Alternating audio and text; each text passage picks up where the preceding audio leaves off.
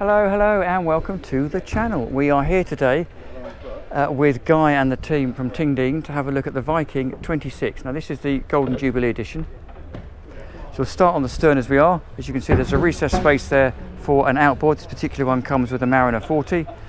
Little swim ladder there.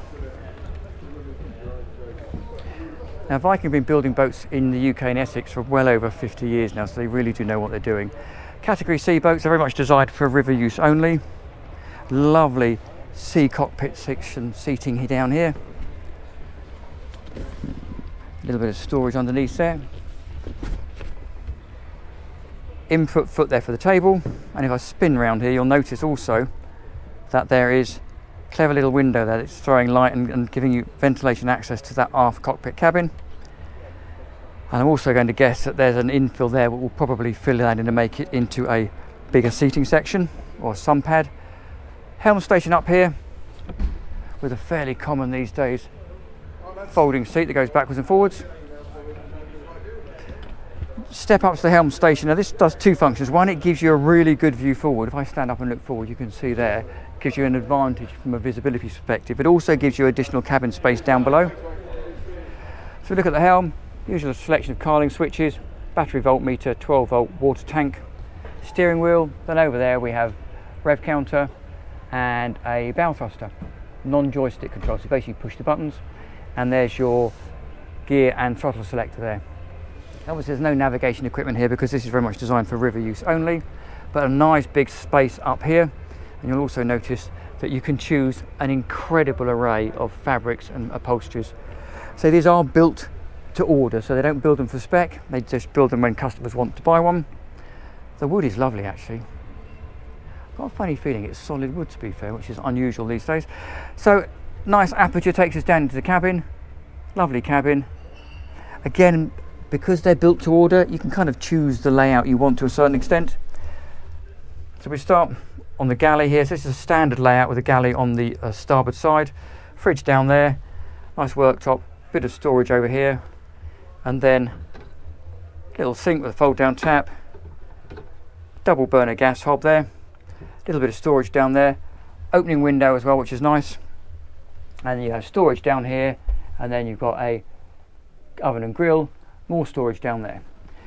So if we now focus over on the dinette, so this is what they call the railway carriage option. Effectively you can understand it now. Seat on this side, seat on that side. You can also have a C-section seating, so the seats go all the way around there, which means you lose a little bit of the table size here, so the table is a bit shorter, but it gives you more seating.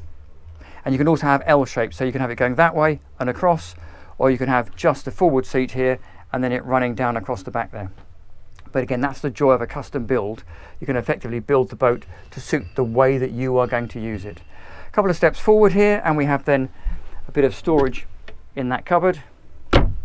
And then an offset berth, this is really neat actually. A little offset double berth there. I suspect there's an infill cushion that fills that section in, and then you've got a little seat here. More storage underneath there, all the way around, storage down there as well.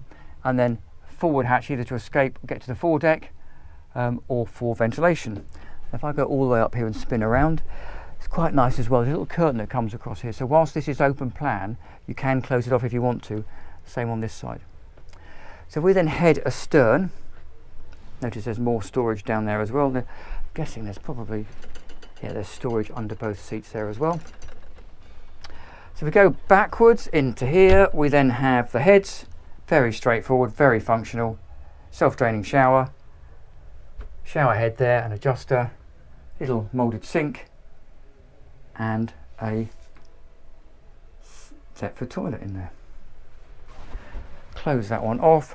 And then you remember when we looked at the helm station, we saw those windows that opened out to the back. There you go. And that gives us this really decent size double berth aft cabin that goes all the way back. And there you go, you can see the table in there for the aft cockpit seating that also drops in to make an infill. So there we go. It's a lovely boat. I say river only, so not designed to go to sea, but very capable. Lots of space. And if I turn the camera around, I'm 1.7 meters, plenty of headroom in here. The only thing I would say is obviously the decks are external, so they run outboard. No guardrails, because bearing in mind this is going to be specifically for river use. Same on the other side. There is a little hatch down there to make access to the side decks that bit easier, like we've got here. And I will leave you with the view of the aft cockpit and say thank you very much to Guy and the team at Tingdene for letting us have a look around this Viking. Do please like and subscribe, and I will see you next time round.